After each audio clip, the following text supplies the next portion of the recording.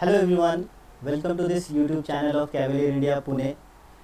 आज के ये वीडियो जो PYQ वीडियोस है, इसमें हम आज फिज़िक्स के लास्ट ईयर के क्वेश्चंस डिस्कस करने वाले हैं। लास्ट ईयर फिज़िक्स के CDS एंड NDA के जो क्वेश्चंस हैं वो हम आज डिस्कस करेंगे। So any of you are preparing for CDS और NDA और any defence exam, then do subscribe to this channel. Okay, ऐसे डेली आपको लास्ट ईयर के क्वेश्चंस आंसर यहाँ पे मिलते हैं। So we will start with your first question. Okay. First question है, a car undergoes a uniform circular motion. The acceleration of the car is. Okay. So if it is a uniform circular motion, देखो uniform circular motion हो या कोई भी motion हो, in a circular motion at every instant the direction of the velocity is changing. Okay. So यहाँ पे क्या लिख सकते हैं? Acceleration is zero. See, direction is changing. Centripetal force हमारे पास अंदर की तरफ लग रहा है।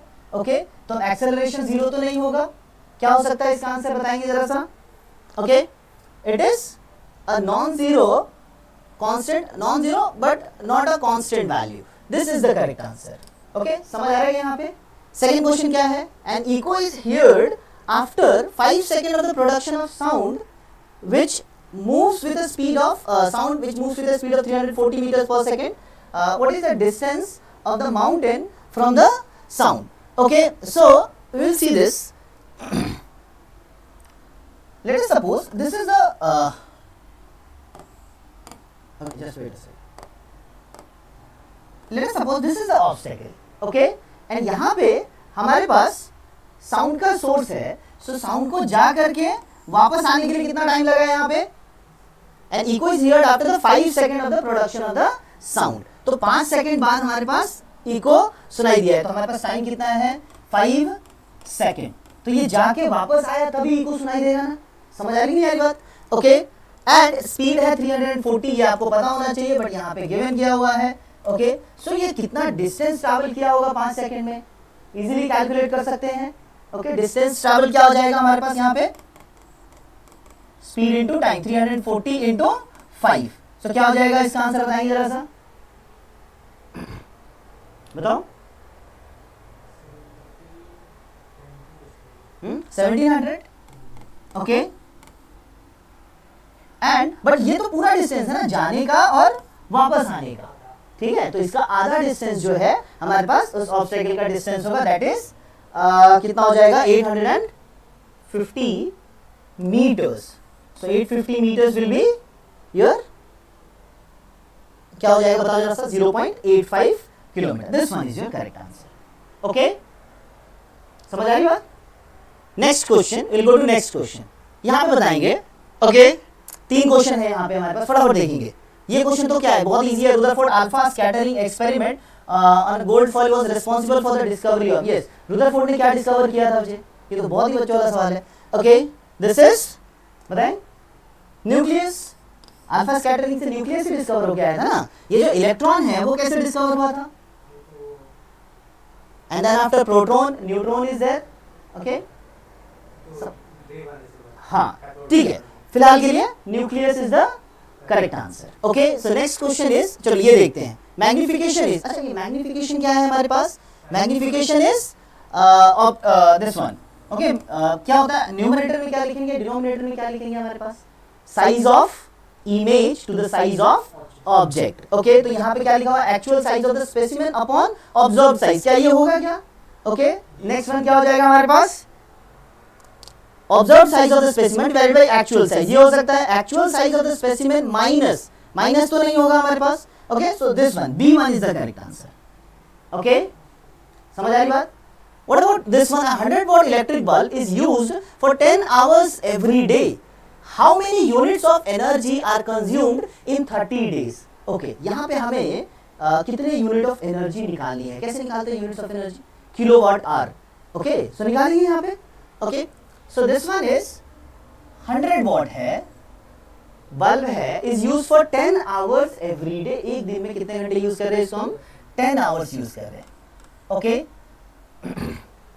ठीक है, so this one is what and this one is R, and in 30 days. So this one is in 30 days, तो ये हमारे पास इसका यूनिट क्या रह जाएगा? वॉट आर आ जाएगा। ओके, तो इसको अगर मैं सॉल्व करूंगा तो यहाँ पे कितना आएगा, ओके, एक और जीरो यहाँ पे आ जाएगा 30,000, ओके। सो 30,000 वॉट आवर है, क्या है ये, वॉट आवर। तो अगर मैं इसको किलोवाट आवर में कन्वर्ट करता हूँ, it will B 30 kilowatt hour. So 30 kilowatt hour मतलब 30 यूनिट, बिकॉज 1 किलोवाट आवर किसके बराबर होता है हमारे पास, 1 यूनिट के बराबर हो जाएगा। So if it is 1 kilowatt hour is equals to 1 unit, तो यहाँ पे ये किसके यूनिट के बराबर हो जाएगा, 30 यूनिट्स के बराबर हो जाएंगे हमारे पास। समझ आ रही है बात ये, ओके। इसी में हमारे पास वो पर यूनिट कॉस्ट भी दे सकते थे, तो हमारे पास टोटल कॉस्ट हम निकाल सकते थे, 30 को उससे मल्टीप्लाई करके निकाल सकते थे, okay. So will go to next question. Next question is, okay, next question is rate of evaporation, okay, increases with, rate of evaporation किसके ऊपर इंक्रीज करते हैं हमारे पास बताएंगे जरा सा, it increases with surface area, increase in humidity. देखो humidity अगर हमने इंक्रीज कर दिया तो रेट ऑफ इवोपरेशन तो डिक्रीज करना चाहिए, and decrease in wind speed, इससे भी डिक्रीज करेगा, बिकॉज़ विंड स्पीड बढ़ेगा तो इवोपरेशन बढ़ता है हमारे पास, ओके। डिक्रीज इन टेम्परेचर, तो इंक्रीज होगा टेम्परेचर तब इवोपरेशन बढ़ेगा हमारे पास, rate of evaporation. So this is increase in the surface area. What about the next one, if an object is at rest then the time versus distance, okay, distance is on Y axis बोला है। So if it is distance is on Y axis, ये easy question है खाली, okay, and then time is on X axis. CDS के question है last year के physics के, okay, बहुत इजी क्वेश्चन है, प्रिपेयर करेंगे, ओके। एनडीए में you will get 25 questions, in CDS again 12-13 questions will be there from physics, okay. Okay, if the object is at rest, so if anything is at rest, its position is not going to change, so distance cover नहीं होगा, it will be a parallel line like this, okay। Graph तो दिया नहीं है, but let's see, it's a horizontal, ये तो हो नहीं सकते, okay, so it will be a horizontal. Option B is correct, okay, option B is correct. Next question, we'll go to next question.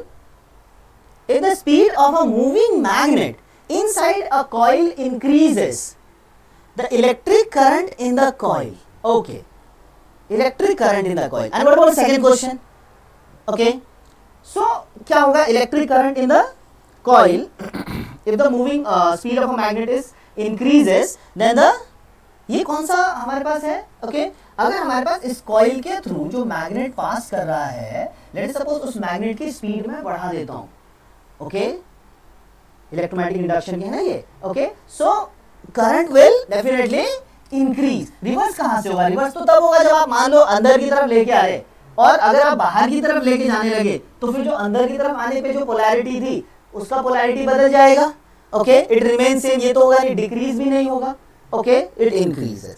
What about soap solution used for cleaning purpose appears cloudy, okay, this is due to the fact the soap micelles can, okay, ये किसकी वजह से होता है, this is because of scattering, okay, scatter की वजह से होता है, okay, not because of polarisation या refraction, it is because of scattering, okay. So will go to next question.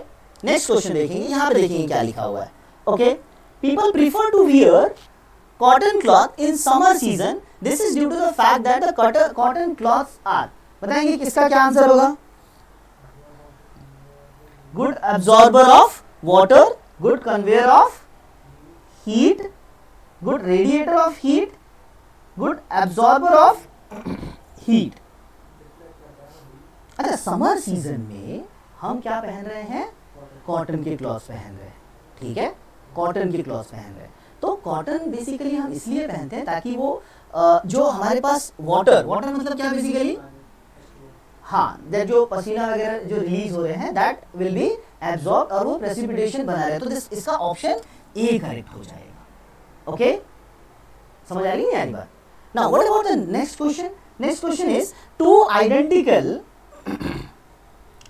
solid pieces, one of gold and other is of silver, when immersed completely in water, देखो एक gold का है एक silver का है, जब पानी के अंदर उसको इमर्स कर दिया गया है, okay, in water exhibits equal weight, क्या हो रहा है वो इक्वल वेट एक्सिबिट कर रहे हैं, and then the weight in air, air में क्या होगा, given that the density of gold is greater than that of the silver, okay. So इसका क्या हो जाएगा हमारे पास, एयर में क्या हो जाएगा, देखो अगर वाटर के अंदर जाने के बाद उन्होंने हमारे पास सेम वेट एग्जिबिट किया हुआ है, बट एक की डेंसिटी ज्यादा है, एक की डेंसिटी कम है, मतलब उनके इसमें हाँ यस ओके, तो यहाँ पे हमारे पास इसका ऑप्शन सी आएगा basically. Okay, they will have equal weight in air also. Okay, this one is the correct answer. Will go to next question. Will see next question. यहाँ पे क्या आएगा बताएंगे जरा सा. The wavelength corresponding to the ultraviolet, visible and infrared. Okay, इनका क्या sequence होता है, या फिर ये नेक्स्ट वाला क्वेश्चन क्या आएगा बताएंगे एक बार जरा सा आप.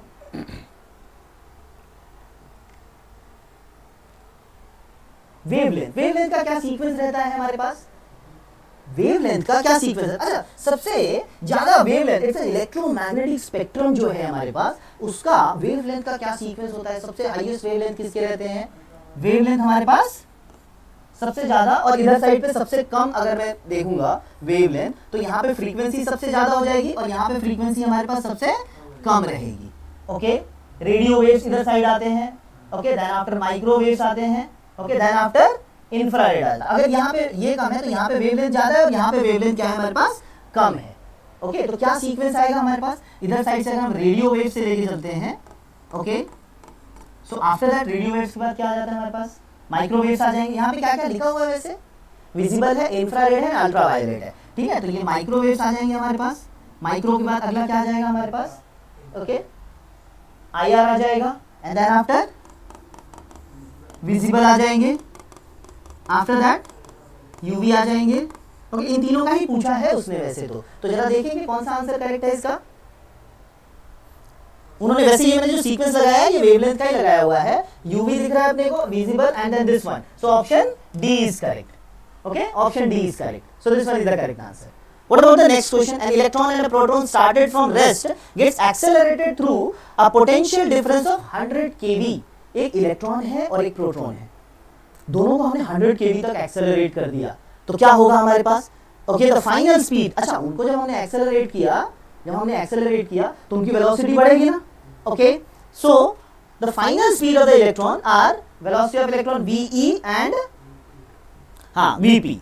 सो which one of the following is, मतलब किसकी वेलोसिटी ज्यादा होगी और किसकी वेलोसिटी हमारे पास क्या रहेगी, कम रहेगी. ओके, एक मिनट रुक जाएंगे. लेट्स सी क्या होगा, बताएंगे आंसर इसका वैसे.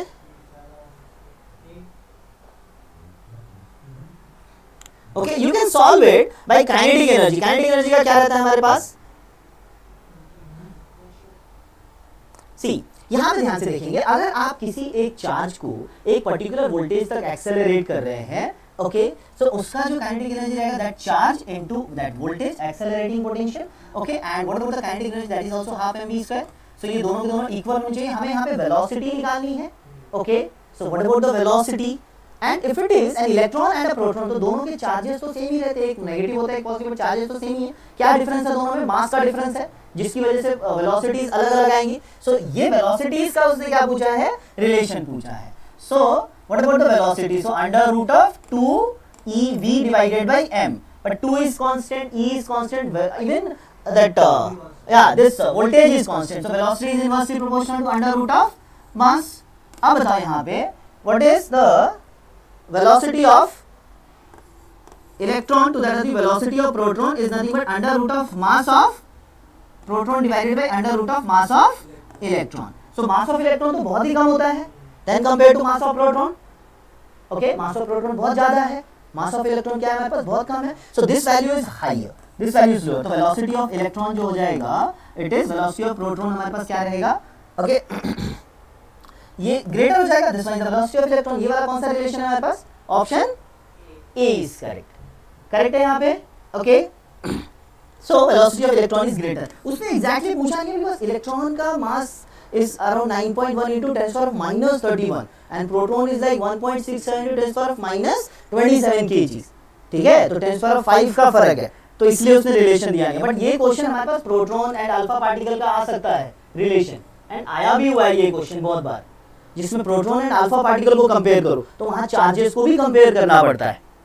समझ आ रही है, वहाँ पे किसको कंपेयर करना पड़ता है, चार्जेस को भी कंपेयर करना पड़ेगा. तो वो दोनों रिलेशन निकालेंगे वहाँ पे, because charge of a alpha particle is double than that of the proton. And what about mass, mass is 4 times हो जाता है, तो उस हिसाब से. Okay, so what about next question.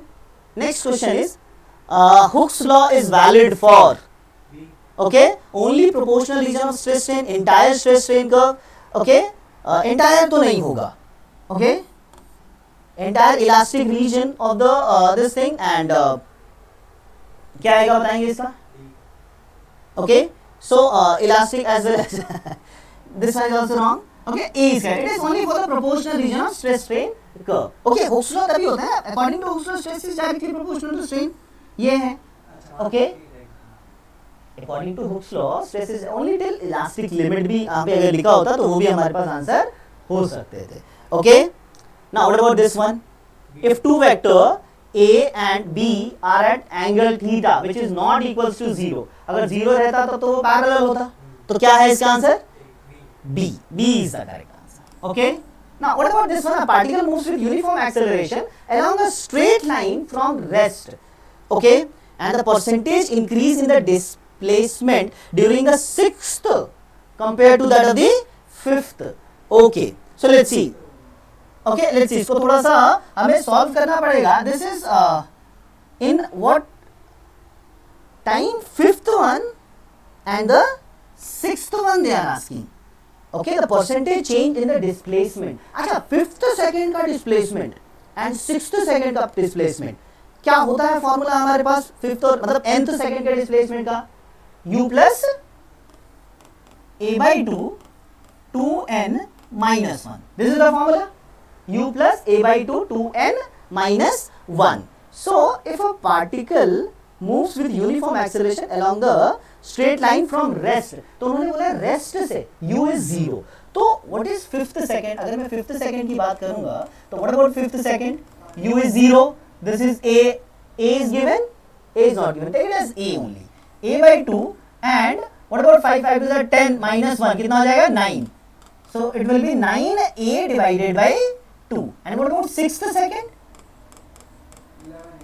What about 6th second? 6th second का क्या हो जाएगा हमारे पास? Okay, 6 to the 11A by 2. अच्छा, यहाँ पे कितना परसेंटेज का चेंज है? What about percentage change? So higher value minus lower value, it will be 11A divided by 2 minus 9A divided by 2 upon 9A divided by 2 into 100. So this is the percentage you are going to calculate. Because उसने percentage change पूछा ना, so it will be 2A by 2 into 2 by 9A, is it correct? Okay, into 100. समझ आ रहा है क्या आपको? पक्का? Okay, so A और A कट जाएगा, 2 और 2 कट जाएगा, बचेगा यहाँ पे 2 divided by 9 या फिर 200 divided by 9. So 200 divided by 9 का क्या आंसर आ जाएगा बताओ एक बार?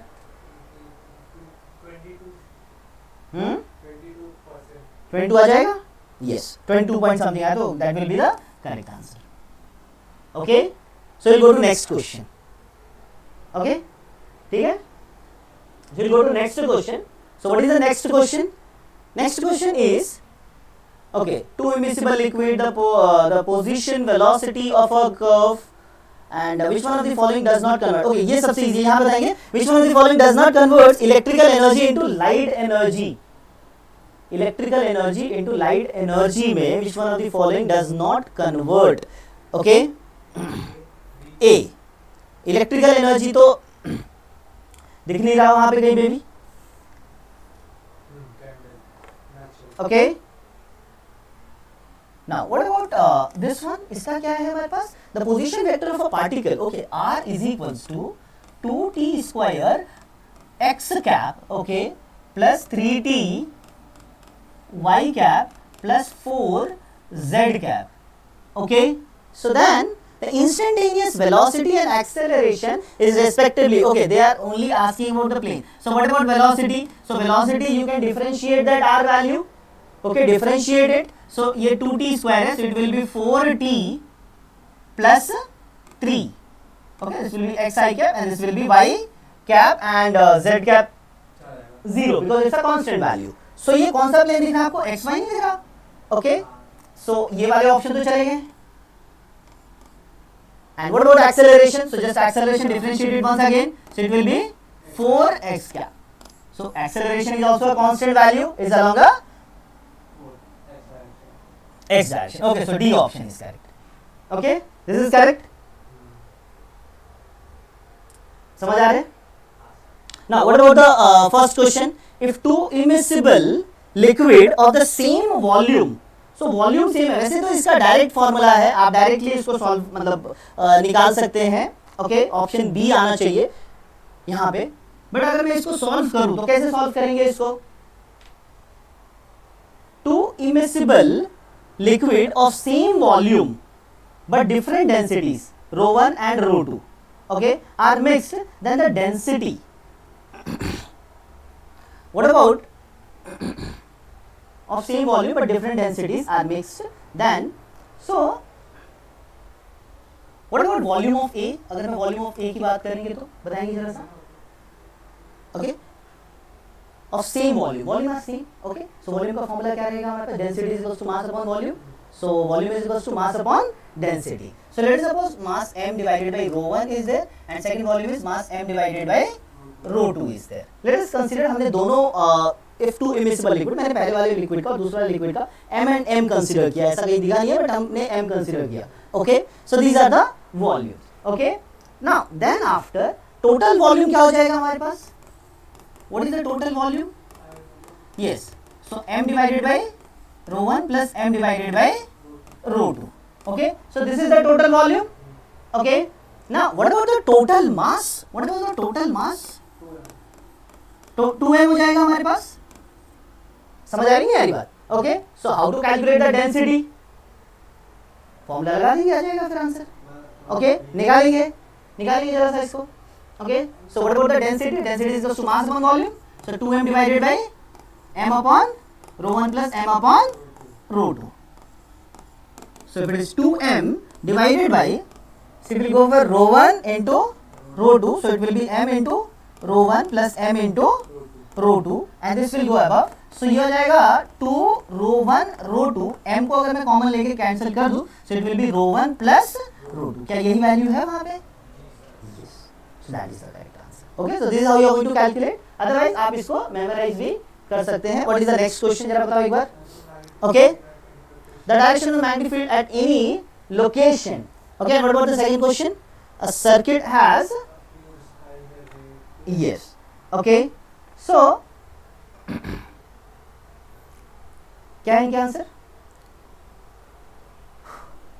The direction of magnetic field at any location on the Earth's surface is commonly specified in terms of, basically direction of magnetic field is calculated from horizontal components of the field, okay, not field declination or field inclination, is from the horizontal component of the field. And what about this one? A circuit has a fuse having rating of 5 ampere. What is the maximum number of 100 watt 200 volt bulb that can be safely connected in parallel to a circuit, okay. हाँ, fuse का मतलब ये है कि 5 ampere से ऊपर current जाएगा, सो it will melt, वो मेल्ट हो जाएगा, ठीक है, इट विल मेल्ट. और what is the maximum number of this one? तो यहां से हम निकाल सकते हैं, ओके, यस, निकालेंगे, कैलकुलेट करेंगे इसको थोड़ा सा,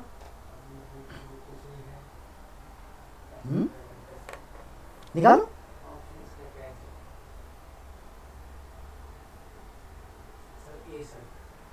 okay. See, power is given as 100 watt and voltage is given as 220 volt. So what is the formula for power?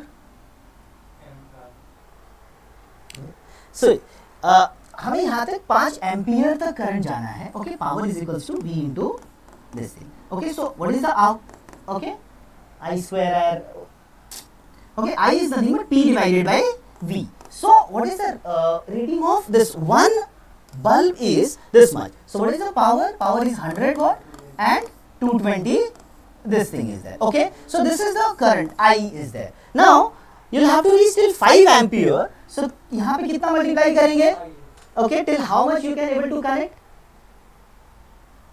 Let us suppose, let it be x, okay, and it will be 5 ampere. So x will be 5 into 220 divided by 100. So ये 1010 to 11, मतलब maximum 11 we can connect. 11 से ऊपर जाएंगे because सी यहाँ से अगर आप parallel में कनेक्शन दे रहे हैं, so everything is drawing the current ना, दिस वन सबका वैल्यू का करंट यहाँ पे आएगा, so that net current should have to pass from here, okay. तो वहाँ से अगर पूरा का पूरा करंट पास होना पड़ेगा तो उसको पूरे के पूरे को यस फ्यूज के थ्रू जाना पड़ेगा.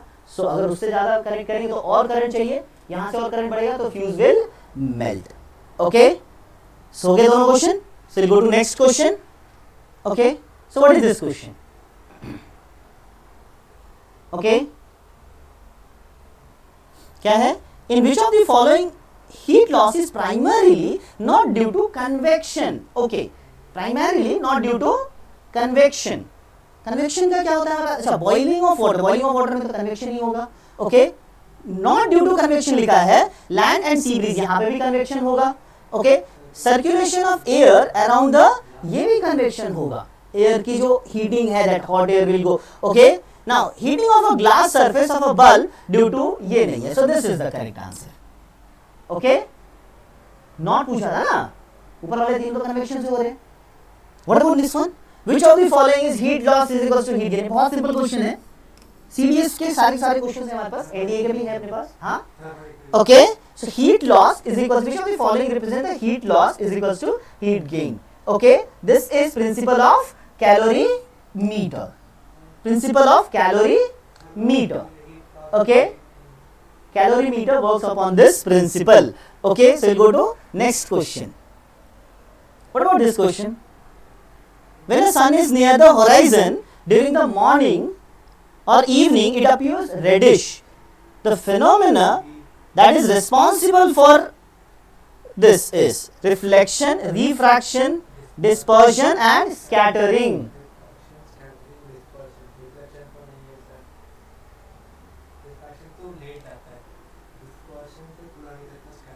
Okay, so scattering is the right answer. Okay, because see what happen is that वो जब distance travel कर रहा है, so all the shorter wavelengths got scattered. So longer wavelength, red then orange, yes, that will reach. So उसका color जो है वो reddish orange color का रहता है हमारे पास. Okay, what about this question? Two metallic wire made up of copper have the same length. Okay, so this is also copper and this is also copper and they are having the same length. इसका भी L है, ये भी L है. Okay, and same material means that rho will also remain same. Okay, and but the radius of wire 1 is half of that of the wire 2. Okay, this R is wire 1 is half of that of the wire 2. So if it is R है, so this one will be R by 2 is there. Okay, the resistance of wire 1 will be capital R. Okay, and then the resistance of wire 1 is capital R. If both the wire are joined together, the total resistance become, okay, ठीक है? If both the wires are joined together, तो सबसे पहले तो हमें उसका resistance निकालना पड़ेगा. And then if you are adding it in series, R1 plus R2 हो जाएगा. Okay, so इसका अगर R है, what is resistance का formula? R is equals to rho L by A. So rho तो दोनों का same है, length भी same है. Okay, हाँ, तो यहाँ पे हमारे पास रेडियस कम है, एरिया क्या है? कम है. तो एरिया कम रहता है तो क्या हो जाएगा हमारे पास? रेजिस्टेंस ज्यादा रहेगा. बट इसका आर दिया हुआ तो इसका डेफिनेटली आर से क्या होगा हमारे पास? कम आएगा. But it is area, so area हमारे पास क्या हो जाएगा? दिस इज सर्कुलर है, it will be pi r square हो जाएगा. ठीक है, सो इट विल बी, इसका आर है तो यहाँ हमारे पास क्या हो जाएगा? आर बाई 4 हो जाएगा. बिकॉज रेडियस डबल है ना इसका रेडियस इसके डबल है तो इसका रेजिस्टेंस इसके 1/4 हो जाएगा. Okay, and then after if you add both of them in series, R plus R by 4, so it will be 5R by 4. Okay, this one is the correct answer. 5R by 4 is the correct answer. Okay, okay, so we'll go to next question.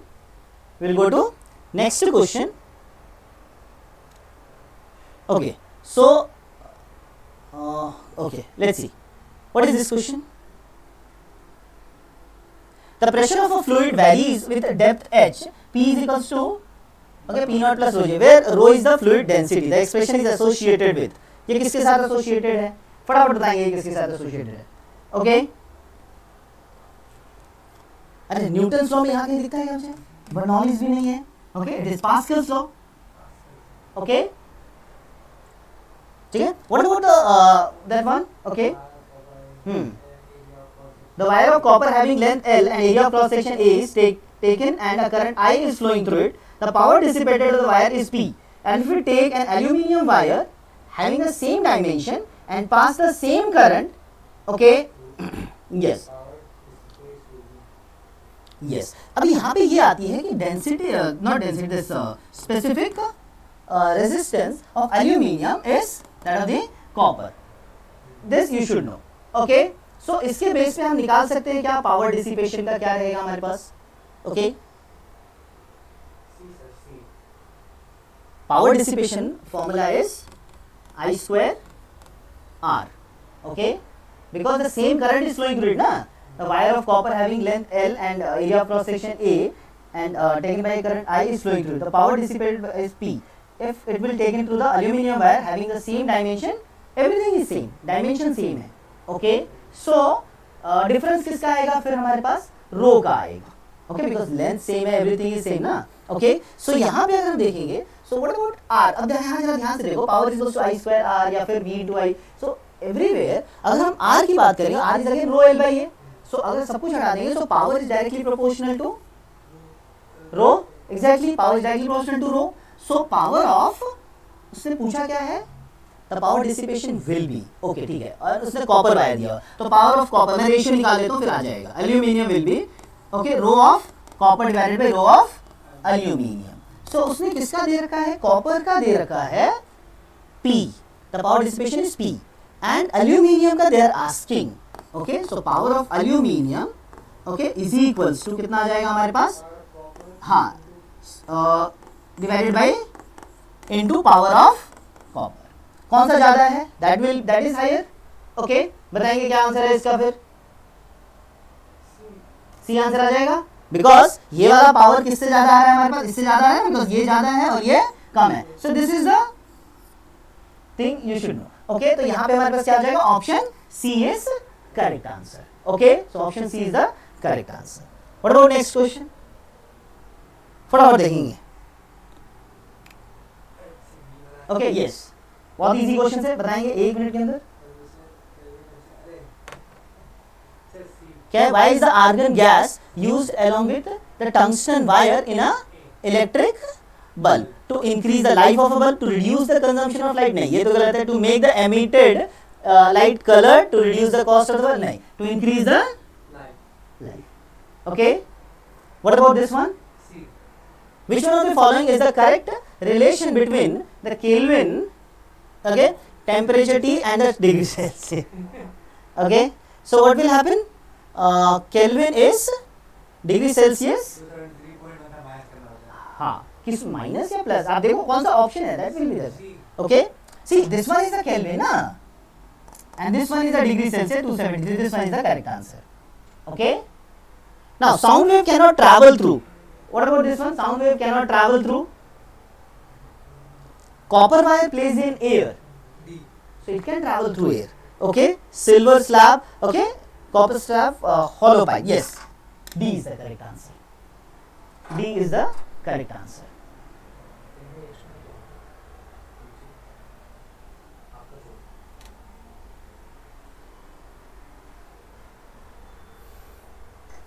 Okay, so what is the next question? Which of the following is the value of 1 nanometer? Very simple question, centimeters में बताना है. What about 1 nanometer? 1 nanometer is equal to 10 raised to the power of minus 9 meter. And what about 1 centimeters? 10 raised to the power of minus 2 meters. Okay? So यहाँ से वहाँ तक जाएंगे तो क्या हो जाएगा यहाँ पे? 10 raised to the power of minus 7 हो जाएगा. Okay? What about this one? Consider the following statement. There is no net movement of body which is in equilibrium. Okay? बताएंगे इसका क्या आंसर है? Yes. There is no net movement of the body which is in equilibrium. The momentum of body is always conserved. Okay? Kinetic energy of the body is always conserved. नहीं. Kinetic energy conserve हमेशा. Which of the following is given is R? Okay? Correct. Okay, which kind of motion they are talking about? There is no net movement of a body. Okay? Kinetic energy not always conserved. Okay? So 1 and 2. Option C is correct. Okay? We'll go to next question. Okay, this is the last question. Last question. Working of a safety fuse. अभी हमने एक safety fuse का question किया था. Okay? Magnetic effect of current? No. Chemical effect of current? No. magnitude of current, yeah, it depends upon magnitude of current. Okay, heating effect of current. Okay, so we'll go with C because it depends upon, yes. Okay, only 4 is there but third भी है सही, तो तीनों दोनों करके 3 and 4 नहीं होता तो हम 4 पे टिक मार दे. Okay, so this is the thing. I think next है क्या slide? No. So this is the final one. Okay, so आज के लिए हम लोग यहीं पे बंद करेंगे. Okay, आप में से कोई भी जो भी डिफेंस एग्जाम के लिए प्रिपरेशन कर रहे हैं, जस्ट सब्सक्राइब करेंगे आप इस चैनल को. आपको बहुत सारे और previous year questions, NDA maths, CDS maths, AFCAT maths, along with physics and all the GK topics, सारे के सारे क्वेश्चंस आपको यहाँ पे मिलने वाले हैं. Thank you.